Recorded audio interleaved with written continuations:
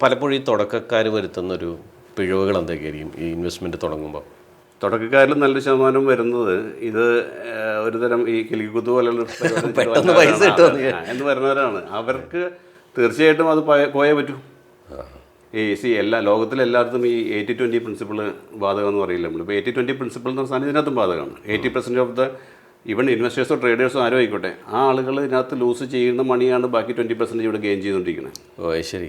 ഇവിടെ നിന്നല്ല, എല്ലായിടത്തും അങ്ങനെ തന്നെയാണ്. ഇപ്പോൾ നമ്മൾ വേണ്ട നമ്മുടെ ഒരു സ്ഥാപനം ആയിക്കോട്ടെ, അതിനകത്തൊരു 20% ആൾക്കാരെ ശരിക്കും വർക്ക് ചെയ്യേണ്ടതാണ്, ബാക്കി 80% വെറുതെ ആയിരിക്കും.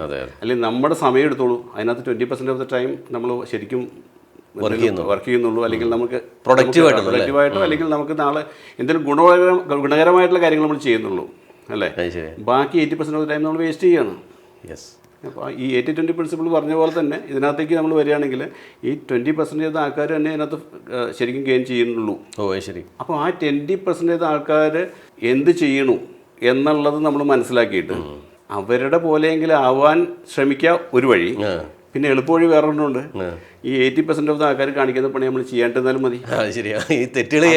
അതെളുപ്പം മറ്റേനേക്കാളും. ഈ 20% ഓഫ് ആൾക്കാർ ചെയ്യാന്ന് വെച്ചാൽ ഒരുപാട് ചിലപ്പോൾ നമ്മൾ ഒരുപാട് ചിലപ്പോൾ എഫർട്ട് എടുക്കേണ്ടി വരും, ചിലപ്പോൾ ഒരുപാട് സ്റ്റഡി ചെയ്യേണ്ടി വരും, പൈസ ഒരുപാട് വേണ്ടി വരും, ഇൻവെസ്റ്റ് ചെയ്യാൻ, അങ്ങനെ ഒരുപാട് കാര്യങ്ങൾ ഇതിനകത്തുണ്ടാവും. പക്ഷേ ഈ 80% ഓഫ് ആൾക്കാർ കാണിക്കുന്ന മിസ്റ്റേക്കുകളുണ്ടല്ലോ, ഈ 80% ഓഫ് ആൾക്കാർ കാണുന്ന മിസ്റ്റേക്കുകൾ നമ്മൾ മാറി നിന്നാൽ ഓട്ടോമാറ്റിക്കലി നമ്മൾ 20%ലേക്ക് കടന്നു. ഒരു ബിസിനസ് തന്നെയാണല്ലോ ഇതും ശരിക്കും. ഇൻവെസ്റ്റ്മെൻറ്റും അല്ലെങ്കിൽ ആ വേറൊരു ബിസിനസ്സിലേക്കാണ് നമ്മൾ ഇൻവെസ്റ്റ് ചെയ്യണേ. അപ്പോൾ ഇതെല്ലാം നമ്മൾ ആ തെറ്റുകളെ തിരുത്തി തന്നെ മുന്നോട്ട് പോകാൻ പറ്റുള്ളൂ. തെറ്റുകളില്ലാണ്ട് ഒരു സംഗതി ഇല്ല. തെറ്റുണ്ടാവും. ഒരു മിസ്റ്റേക്ക് അല്ലെങ്കിൽ ഒരു നമ്മളുടെ സൈഡിൽ നിന്ന് നമ്മളൊരു ഇൻവെസ്റ്റ് ചെയ്ത അതിനകത്തോ അല്ലെങ്കിൽ ഇൻവെസ്റ്റ് ചെയ്ത രീതിയിലോ അല്ലെങ്കിൽ ഇൻവെസ്റ്റ് ചെയ്ത സ്റ്റോക്കിലോ നമ്മളൊരു തിരിച്ചടിയുണ്ടായി കഴിഞ്ഞ് കഴിഞ്ഞാൽ സത്യത്തിൽ സന്തോഷിക്കുന്ന ആളാണ് ഞാൻ. കാരണം എനിക്കറിയാൻ പോലത്തെ എന്തൊരു സംഗതി അതിനകത്ത് ഉണ്ടെന്ന് മനസ്സിലാക്കുന്ന ആളാണ് ഞാനവിടെ. പിന്നെ അത് കണ്ടുപിടിച്ചിട്ടേ ഞാൻ ഉറങ്ങാറുള്ളൂ സത്യത്തിൽ, എവിടെയാണ് എനിക്ക് മിസ്റ്റേക്ക് പറ്റിയത്. അപ്പോൾ ഇങ്ങനെ തന്നെ കറക്റ്റ് ചെയ്ത് തരാൻ പറ്റുള്ളൂ. ട്രയൽ ആൻഡ് എററാണ് കുറച്ചൊക്കെ തുടക്കത്തിലൊക്കെ കുറേ അധികം തുടക്കക്കാർക്ക് ട്രയൽ ആൻഡ് എറർ തന്നെ ഉള്ളൂ ഇതിനകത്ത്.